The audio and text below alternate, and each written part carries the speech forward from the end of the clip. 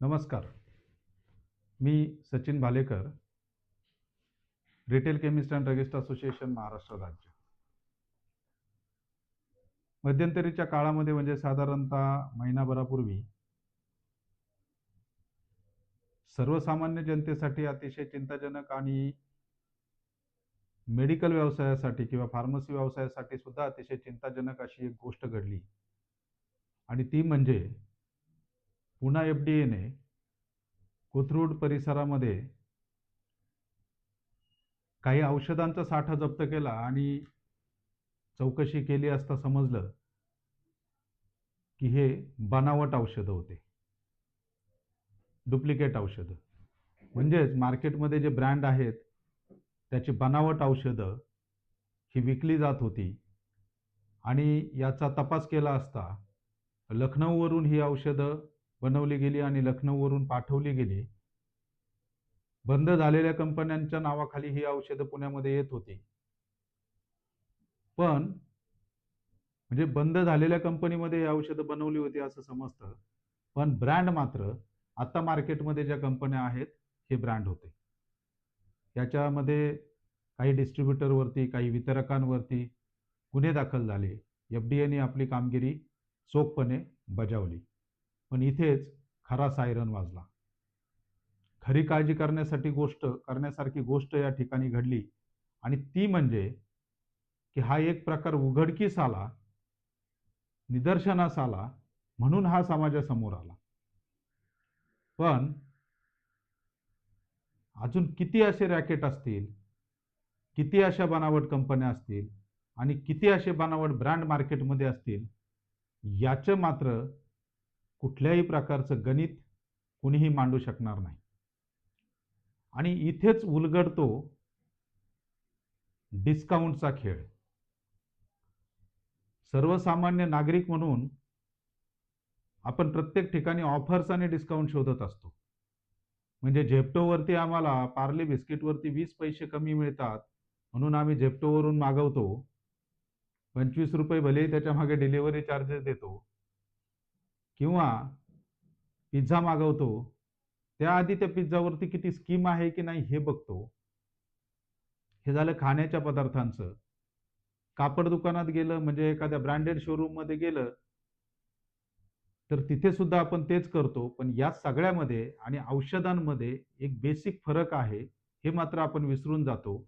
आणि ती सवय आपल्याला लागलेली असते आणि त्या सवयीपोटी आपण औषधांमध्ये सुद्धा गेलं मेडिकलमध्ये की डिस्काउंट किती देणार, शेजारचा एवढा डिस्काउंट देतो, तुम्ही किती टक्के देणार, त्याने 10% दिले, तुम्ही 15% द्या, त्याने 15% दिले, तुम्ही 20% द्या, याने 20% दिले, तुम्ही 25% द्या. अशी डिस्काउंटच्या बाबतीमध्ये मागणी करायला आपण सुरुवात करतो.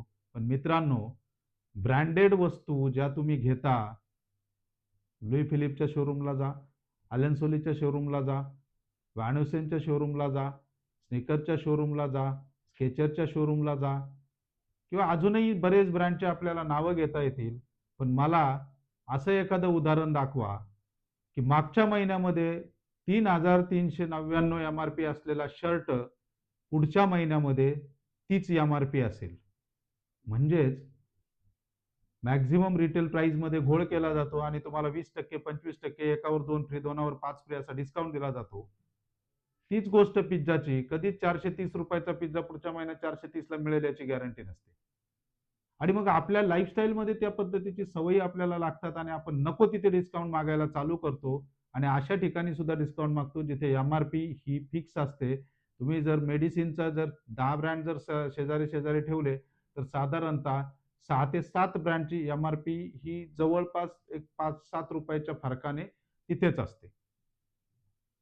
आता हा झाला MRPचा विषय. याच्यावरती आपण डिस्काउंट मागतो. नक्कीच ग्राहकाचा हक्क आहे म्हणून तुम्ही डिस्काउंट मागता की आम्हाला डिस्काउंट मिळाला पाहिजे, आम्ही तुमच्याकडून खरेदी करतो, वगैरे वगैरे वगैरे.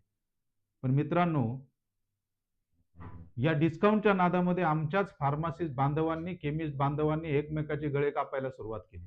नवीन दुकान झालं की फॅशन झाल्यासारखं दुकानाच्या वरती एक बोर्ड लावला जातो, आमच्याकडे 30% ते 90% डिस्काउंट. आता मध्यंतरी एका कंपनीचं मी लाईव्ह केलं होतं वडगाव शहरीमध्ये, जेनो हेल्थ केअरचं.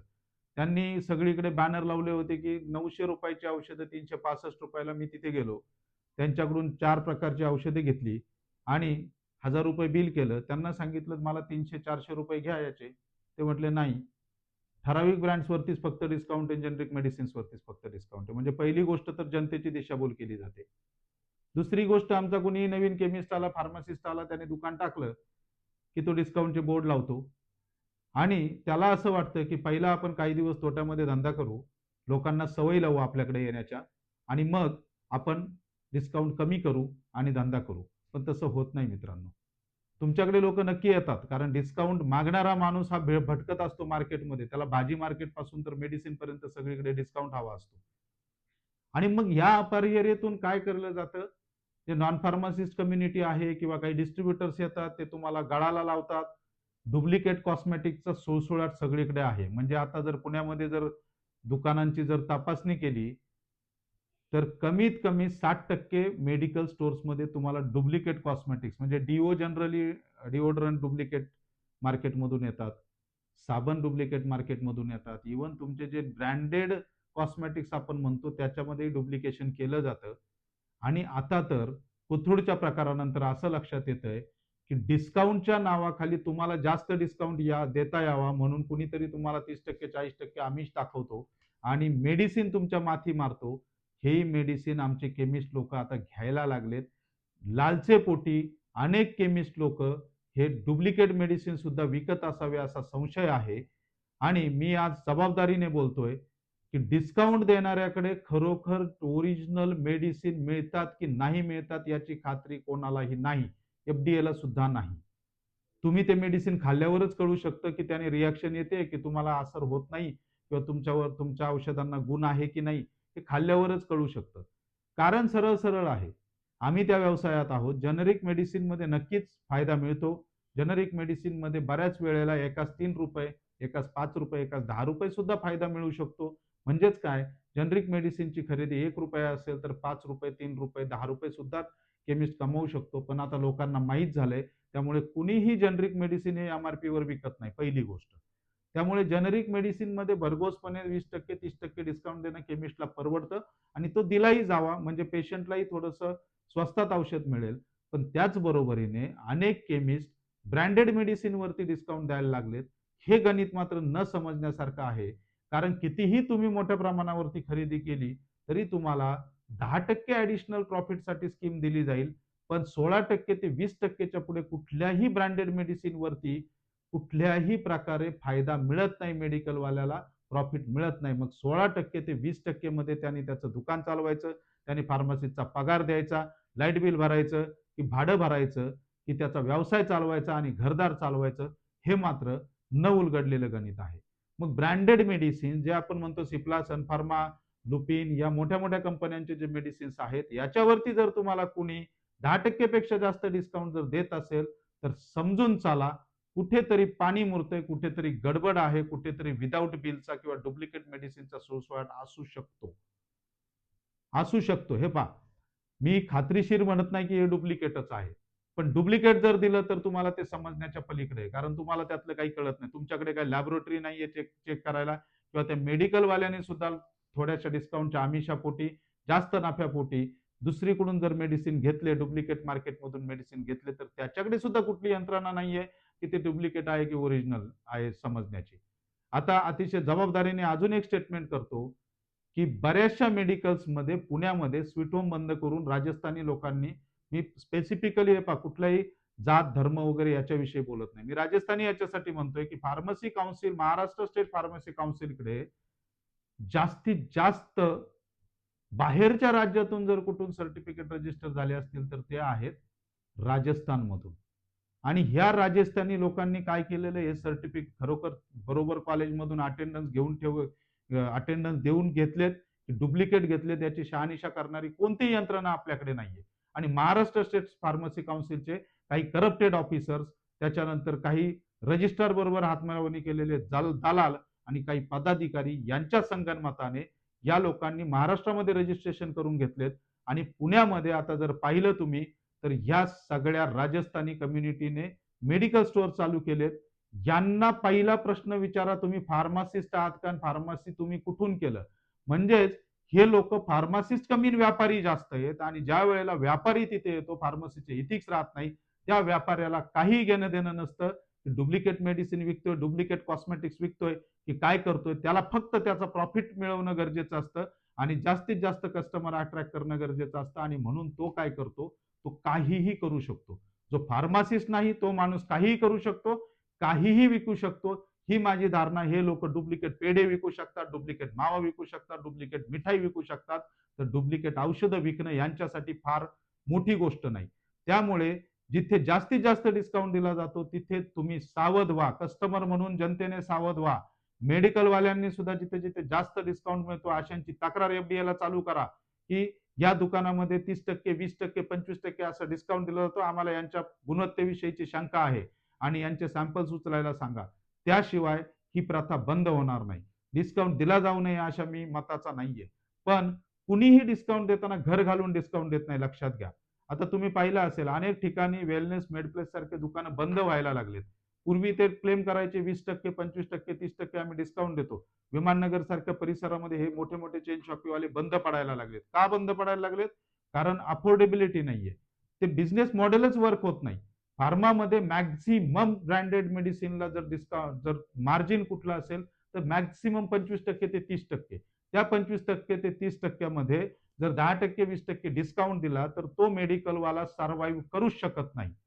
आणि याच बरोबर दुसरी गोष्ट लक्षात ठेवा, तुमच्या जवळचा डॉक्टर जर तुम्हाला डिस्पेन्सिंग करून मेडिसिन देत असेल तर त्या मेडिसिन पैकी तुम्ही जर चेक केलं तर त्यातलं एकही मेडिसिन स्टँडर्ड कंपन्यांचं नसतं. कुठल्या तरी पीसीडी म्हणजे काय, त्या जेनरिक कंपन्या असतात, यांचे मेडिसिन फक्त त्या डॉक्टरकडे मिळतात. ते डॉक्टर सुद्धा आता विक्री करायला लागलेत औषधांची. या बाबतीतही सावध राहा. डॉक्टरला सांगा प्रिस्क्रिप्शन लिहून द्या, डॉक्टर साहेब आम्ही फार्मासिस्ट कडून मेडिसिन घेऊ. कारण मेडिसिन हँडल करण्याचा, मेडिसिन हाताळण्याचा अनुभव, अधिकार आणि त्या व्यवसाय करण्याचा जो हक्क आहे तो फक्त फार्मासिस्टचा आहे. आणि तो हक्क फार्मासिस्टला मिळवून देण्यासाठी आता जनतेने जागरूक झालं पाहिजे. प्रत्येक दुकानात गेल्यावर विचारलं पाहिजे की फार्मासिस्ट आहे का. फार्मासिस्ट नसेल तिथून मेडिसिन घेऊ नका. डायरेक्ट म्हणजे सरळ सरळ मी सांगतो, फार्मासिस्ट नसेल तिथून मेडिसिन घेऊ नका. तुम्ही किराणा दुकानातून औषध घेणार का? नाही. तुम्ही हॉटेलमधून औषध घेणार का? नाही. तुम्ही स्वीट होम मधून औषध घेणार का? नाही. मग जो फार्मासिस्ट नाहीये, जो 10वी नापास आहे, जो ग्रॅज्युएशन झालेला आहे, त्याला फक्त इंग्लिश वाचता येतं म्हणून त्याच्याकडून तुम्ही औषध घेणार का? परत सांगतो, नाही. तुमच्या जीवाशी खेळ करून घेऊ नका. लहान मुलं असतील, आपण औषधं कशासाठी देतो? पेशंटला देतो. मग असे डुप्लिकेट औषधं तुमच्या घरात जर येत असतील, डिस्काउंटच्या आमिषाने तर तुम्ही घेऊन येत असाल आणि 10 ठिकाणी औषधांच्या वरती डिस्काउंट द्यावा म्हणून तुम्ही आग्रह धरत असाल तर तुमच्या इतके मूर्ख तुम्हीच.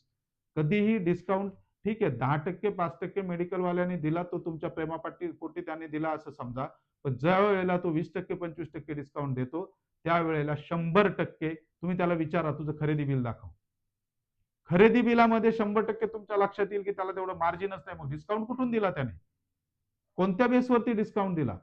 म्हणजेच कुणी तोट्यात जाऊन तर धंदा करत नाही ना. म्हणजेच कुठेतरी डुप्लिकेट मेडिसिन्स आहेत, कुठेतरी बनावट औषधं आहेत आणि जे तुमच्या आयुष्याशी, आरोग्याशी डायरेक्टली खेळ करतात, हे लक्षात घ्या. आणि डिस्काउंटच्या या आमिषापासून निदान फार्मसी फील्डच्या बाबतीमध्ये जागरूक राहा. हे पिझ्झा नाहीये. पिझ्झा खाल्ला जर तो खराब असेल तर 2 दिवस उलट्या होतील. त्याच्यासाठी सुद्धा आमच्याच फार्मसीतून औषधं घ्यावी लागतील आणि तुम्ही बरे व्हाल. पण औषध पोटात गेल्यावरती ते जर डुप्लिकेट असेल किंवा त्याच्यामध्ये जर दुसरं कुठलं मॉलिक्यूल असेल किंवा त्याच्यामध्ये जर काही पॉइझनस सबस्टन्स असेल तर मात्र तुम्ही त्या क्षणी तिथल्या तिथे जीवाला मुकाल. त्यामुळे डिस्काउंट मागून जीव द्यायचा, जीव घालवायचा आपल्या नातेवाईकांचा, आपल्या कुटुंबाचा, की अलर्ट राहून दुकानदाराला प्रश्न विचारायचा की बाबा तू हा डिस्काउंट कसा देतो ते पहिलं सांग आणि मग मला डिस्काउंट दे. हे बंद करा. या दुकानात जा, त्या दुकानात जा, त्याने दिला, याने दिला, याने दिला. अहो मेडिकल वाले आमचे रिटेलर्स एकमेकाचा गळा कापायलाच बसलेले. ते म्हणजे ते तो एवढा देतो ना मग मी एवढा देतो. त्याने एवढं दिलं मग मी घर घालून देतो. असा प्रकार झालाय. तर हे बंद झालं पाहिजे आणि डिस्काउंटच्या बाबतीमध्ये आपण आता थोडा वेगळा विचार केला पाहिजे. मध्यंतरी विधान भवनामध्ये सुद्धा मुद्दा आला होता की पाकिस्तानमध्ये बनवलेले कॉस्मेटिक्स भारतामध्ये आलेले डुप्लिकेट कॉस्मेटिक्स आणि ते कॉस्मेटिक्स भारतामध्ये विकले जात आहेत. भारतामध्ये म्हणजे पुण्यामध्ये सापडलेत, औरंगाबादमध्ये सापडलेत, अहमदनगरमध्ये सापडलेत किंवा या सगळ्या नाशिकमध्ये सापडलेत. हे सगळे जे आलेले औषधं आहे, हे जे कॉस्मेटिक्स आहेत ते डुप्लिकेट मेडिसिन्स आहेत आणि हे मात्र तुमच्या माथ्यावरती थोपवले जातात. स्पष्टपणे जे डिस्काउंट देणारे केमिस्ट आहेत त्यांच्या बाबतीमध्ये, मी एक फार्मसिस्ट 25 वर्ष झाले फील्डमध्ये काम करतो. जर असे कोणी डिस्काउंट देत असतील तर सावध व्हा, त्यांना प्रश्न विचारा. जय हिंद, जय महाराष्ट्र.